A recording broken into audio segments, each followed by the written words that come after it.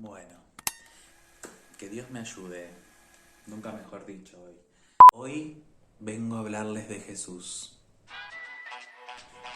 No soy la persona indicada para hablar de religión, no soy la persona indicada para hablar de doctrinas, soy muy ignorante en un montón de costumbres eclesiásticas cristianas o de las que fuese, porque no soy una persona religiosa. Así que hoy vengo a hablar de Jesús, pero en el sentido plástico, en el sentido de la historia del arte y cómo ha sido representado. Se acercan las Pascuas cristianas en esta parte del mundo. En todo el mundo me parece que es. Bueno, no importa. Se acercan las Pascuas cristianas, creo que las judías también.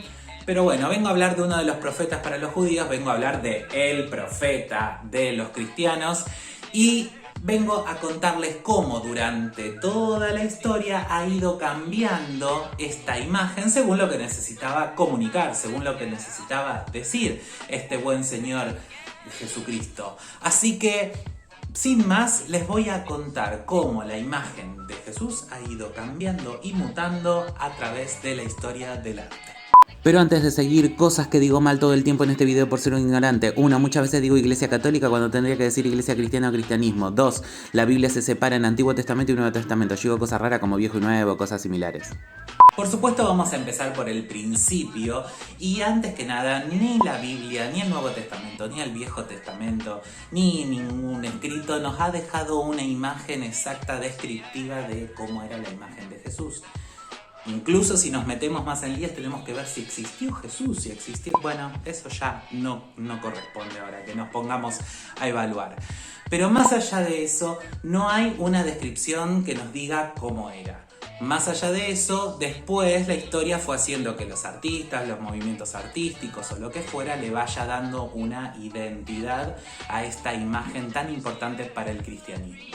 Los primeros cristianos no nos dejaron ni esculturas, ni imágenes de Cristo, ni de Dios, ni de ninguno, porque no estaba considerado como una necesidad. Era casi un sacrilegio hacer una imagen cuando sus propios testamentos y sus propios escritos decían de que no se podían hacer, que no eran necesarios. Además de que tenemos que tener en cuenta que los primeros cristianos eran perseguidos, entonces tampoco se podían hacer muy los locos de estar haciendo mucha iconografía y mucha imagen cuando estaban siendo perseguidos. Así que el Viejo Testamento, que lo tengo acá escrito, dice por ejemplo: no acudáis a ídolos ni os hagáis dioses de fundición, yo soy el Señor vuestro Dios. Con esto quiere decir onda, cierren chicos todos, nadie joda, nadie haga nada porque no hace falta. Si vos crees en Dios, listo, punto pelota, no necesitamos ponernos a hacer nada más. Recién en el siglo III aparecen las primeras imágenes de lo que se podría considerar Jesús.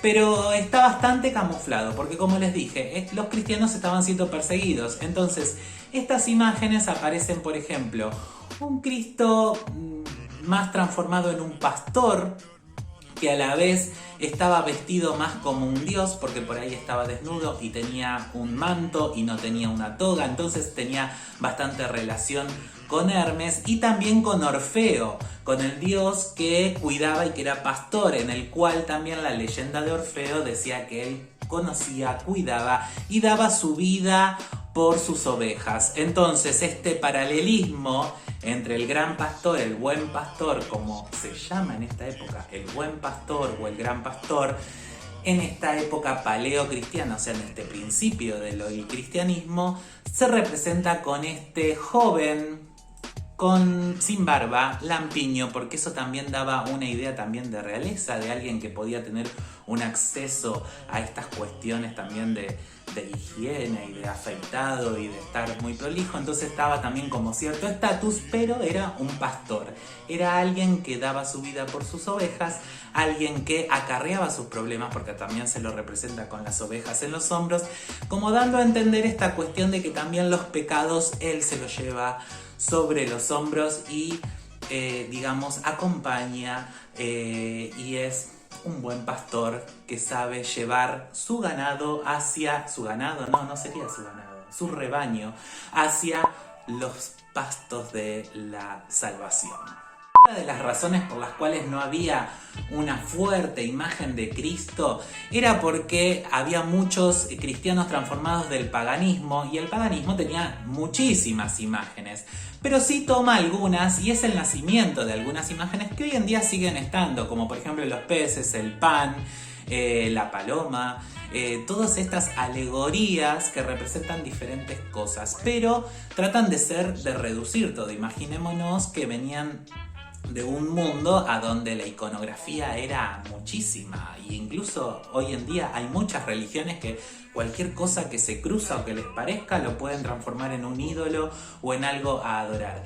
La iglesia cristiana empieza a tratar de transformar estas cosas, así generar los íconos, los famosos íconos que se vuelven un lugar de oración o un lugar de donde podés llegar a rezar o lo que fuera, pero que no se adora directamente a ese objeto, sino a lo que representa.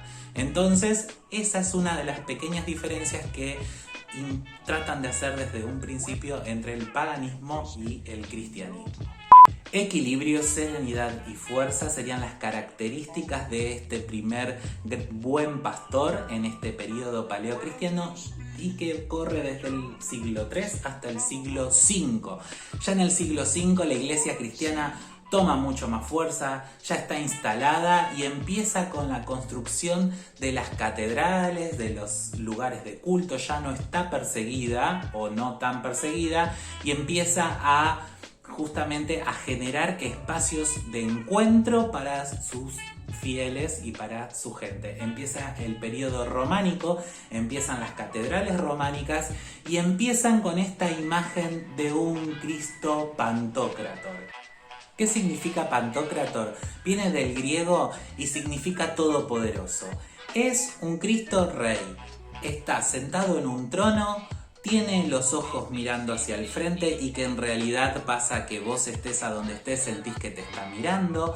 Y es una composición artística que no tiene nada de humanista. O sea, no tiene las ganas de hacerte notar de que Jesús ha sido un humano, ni que ha tenido en algún momento algo de humanidad. Es un Dios, o sea, es Jesús. Hola, o sea, es intocable. Es un tipo que ni siquiera es un tipo, o sea, es una apreciación artística que representa una idea, pero que no tiene nada de humano, porque vos, como fiel y como seguidor, no sos como Jesús, ni lo serás nunca, porque es un ser elevado, un ser supremo. La eternidad sería la palabra que caracteriza a la imagen del Cristo en esta época. O sea, es la imagen de un ser eterno, que no cambia, que no es humano y que va a ser siempre así.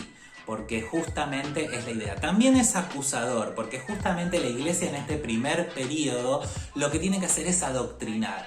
Entonces entra en vigencia, por decirlo de alguna manera, o se ensalza el primer testamento, donde podemos llegar a ver de que justamente se adoctrina a la gente, se le habla de pecados, se le habla de cosas que pueden hacer, cosas que no pueden hacer. Imaginémonos que había mucho pagano, mucha gente haciendo cualquier cosa y el cristianismo vino a ordenar, por decirlo de alguna manera, todas estas cuestiones. Entonces debía ser muy rígida. Entonces esta imagen de este Jesús justamente es eso, es una imagen súper rígida y que te está acusando. Incluso hay algunos murales a donde existe un dedo que está señalando de Jesucristo hacia la gente, y entonces vos como fiel aparecías, te encontrabas con esta imagen gigante, con un Cristo con una cara amenazante que te señalaba y te decía: ojo con lo que hiciste porque sé, estoy viendo, y bueno, lo que todos sabemos.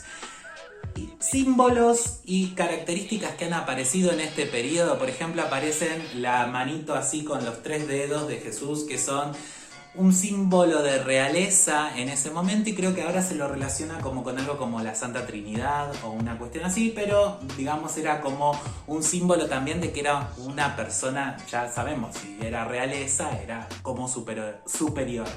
Y también la barba termina siendo también una característica que arranca en ese periodo y que justamente era símbolo de realeza y de persona que no tenía nada que ver con el mundo. Las imágenes eran policromadas y también los colores empiezan a tener significados. Por ejemplo, el dorado empieza a representar la realeza, el azul la divinidad, el rojo la sangre de Cristo y el verde la naturaleza.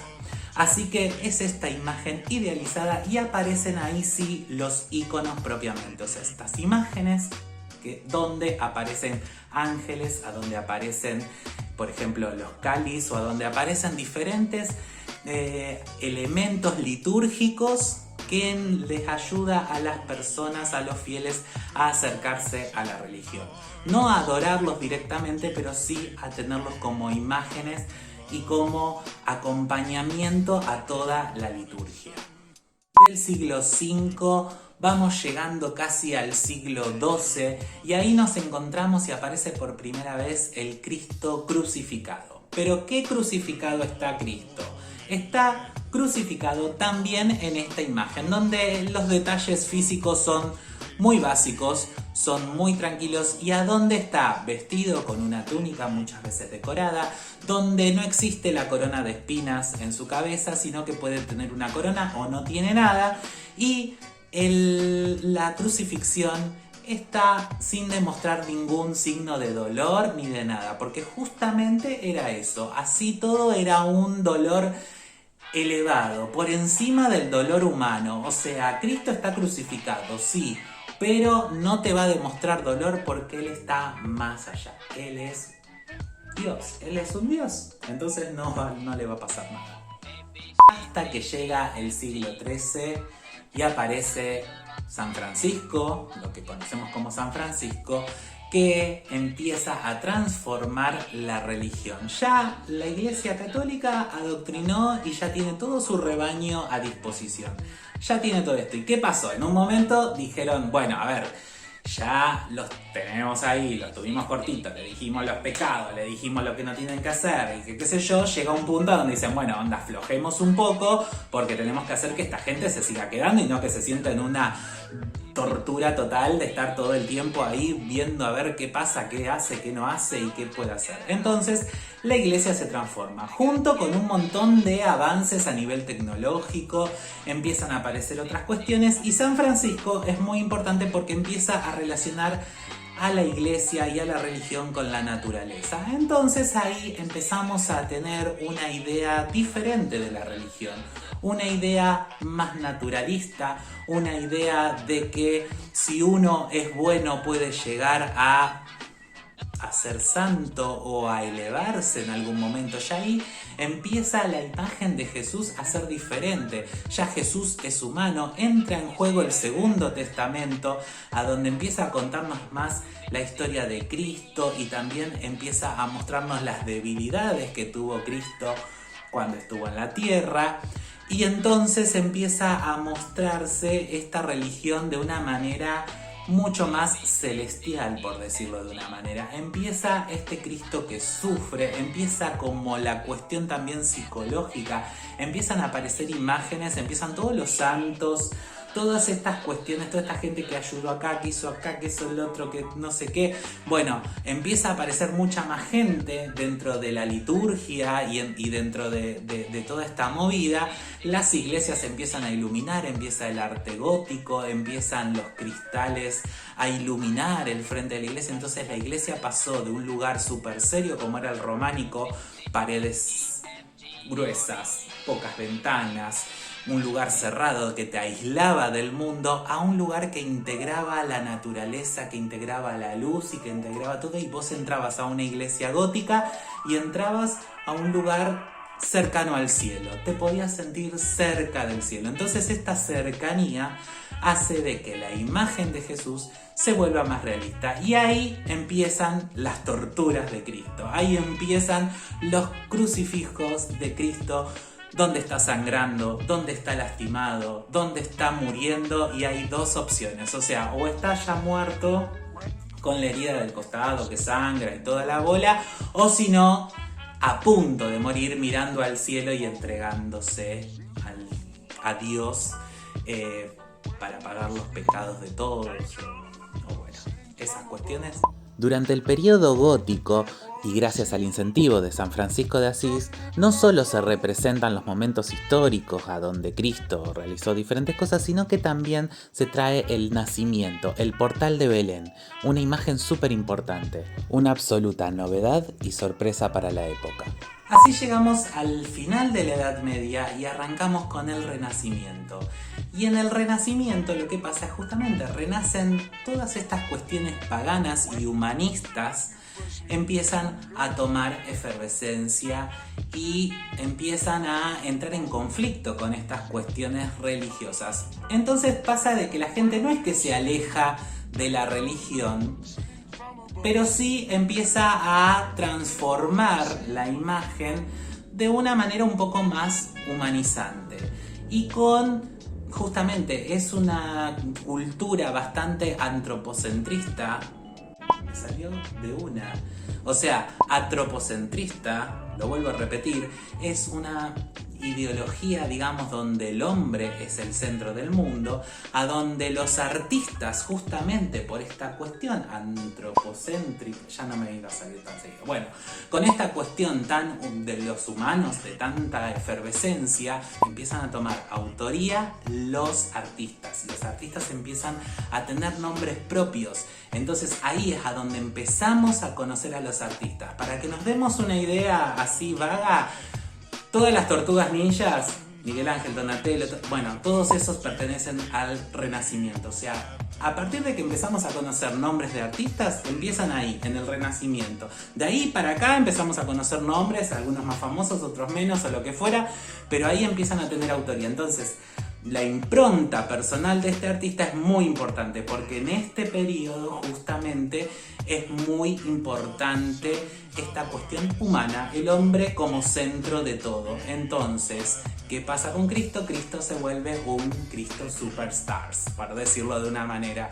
Es un Cristo que empieza a tener un ideal de belleza masculino, donde empieza a aparecer hasta incluso crucificado o muerto, pero con un lomazo, o sea, con un cuerpo que no demuestra absolutamente ningún flagelo, por más que haya sido torturado, arrastrado, lo que fuera.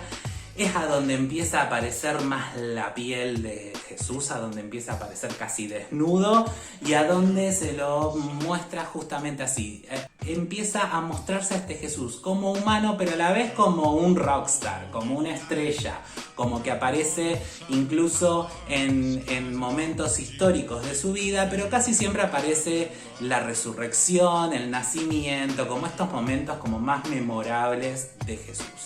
Así que así es como se ve, como una estrella, como un rockstar, como un superstar. Durante el barroco las características son bastante similares. El barroco, en realidad, una de las cuestiones que tiene el barroco es la de nuevamente poner en auge a la religión. Empieza a ser como propagandístico, entonces empieza a mostrar toda esta voluptuosidad y todo este glamour, se podría decir, de pertenecer nuevamente al cristianismo, de volver a la iglesia. Y bueno, la historia empieza a ir, a venir, la imagen empieza a tener simplemente diferencias según el modismo, según el momento histórico, las pautas de moda. También los colores empiezan a tener algunos un significado. Más allá de eso, después empieza a transformarse más o menos la imagen de Cristo, se mantiene más o menos igual, y en el siglo XIX o en el siglo XX, entre el 19 y el 20, esta imagen de Jesús empieza como a suavizar. Ya empieza a aparecer como que parece uno de los nocheros, parece, digamos, como que la cara se empieza a suavizar, la barba es el único, digamos, elemento masculino que empieza a tener la imagen de Cristo. Se empiezan a hacer estas caras como muy santas, como muy tranquilas, como muy elevadas. Se lo pone mucho más rubio de todo, creo que es en el siglo a donde más se lo empieza a emblanquecer a Cristo. Y después llegamos al siglo XX, donde ya ahí empezamos con todo lo que significa el siglo XX. O sea, Se lo toma Jesús de la parte religiosa, es de una manera, se lo toma como crítica, se lo toma de otro lado. Los artistas empiezan a jugar con la imagen, no solo por lo que significa, sino también plásticamente. Entonces empiezan a generarse un montón de imágenes de Cristo diferentes que no son las mismas las que se realizan artísticamente, las que puedan llegar a tener algún cierto prestigio, que las imágenes que se siguen manteniendo dentro de la religión como imágenes no a adorar, sino como para tenerlas de elementos de adoración, que digamos esas se mantienen más o menos igual a los siglos pasados, digamos, como que no hay hoy en día una imagen de Cristo súper moderna que nos mueva demasiado. Se tranquilizó, se suavizó la imagen, casi siempre la imagen más común dentro de la liturgia es el del Cristo con el corazón, el Sagrado Corazón, me parece que se llama, que tiene el corazón acá en el pecho y como que nada, es una imagen como bastante estandarizada, bastante, digamos, como con poca, como que cumple su función, básicamente. Es un Cristo que cumple esa función de tener esa imagen, de poder, no sé, si le pones una oración, una flor, lo que fuera, una vela o lo que hagas, pero como que no hay tampoco algo tan comunicacional. O sea, cumple esa función de ser una imagen para adorar, pero no tiene, digamos, no es una imagen para adorar, vuelvo a repetir, o sea, se me hace un lío bárbaro. Una imagen que te ayuda a conectarte con la cosa que vos crees, pero no es algo que adoro, algo que le rezo a eso mismo, ¿se entiende?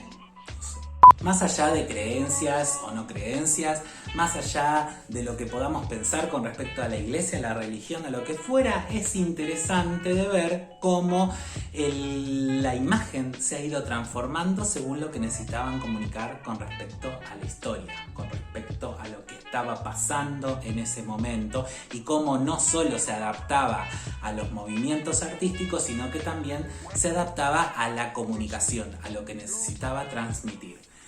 Espero que después de todo esto no haber ofendido a nadie. No era la intención enojar a alguien con respecto a sus creencias, ni ningunear la creencia de nadie. Acá se respeta todo, en esta casa, en este canal, no nos vamos a meter con las creencias de nadie, ni con las formas de pensar, ni nada de eso, porque acá estamos justamente para conocernos y para poder intercambiar estas ideas. Así que abajo en los comentarios me podés dejar qué te parece, si hay algún Cristo, alguna representación de Cristo que te llame la atención, por ejemplo el del pan de azúcar, creo que es una representación del Art Deco. Después hay un montón de imágenes que tienen que ver con los movimientos artísticos y ese tipo de cosas. Así que comentame abajo qué te parece, comentame abajo si hay alguna imagen que te llama la atención como para poder también investigar, para poder conocer, y por supuesto te suscribís, le pones corazón, haces todas estas cositas, se lo compartís a alguien si ves que a alguien le va a interesar, porque a mí me estás ayudando muchísimo. Y me seguís en Instagram, me seguís en TikTok también, aunque en TikTok hablo más y estoy mostrando más de mi parte de diseño de indumentaria, de diseño de vestuario, pero nada, me podés seguir por a donde quieras. Sin más, te mando un beso, te agradezco muchísimo que me estés bancando acá en el canal y nos vemos la próxima. Así que espero hacer más videos más seguidos porque me divierte, incluso extraño mucho cuando no los hago. Así que te mando un beso, nos vemos la próxima, chao.